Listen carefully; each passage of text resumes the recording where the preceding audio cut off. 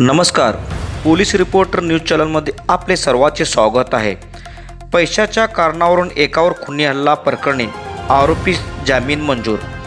यात मिळाली माहिती अशी की मोहोळ पोलीस स्टेशन अंतर्गत गुन्हे क्रमांक 640/2023 अन्वये भादवी कलम 307, 363, 394, 504 प्रमाणे आरोपीवर गुन्हा दाखल करण्यात आला होता।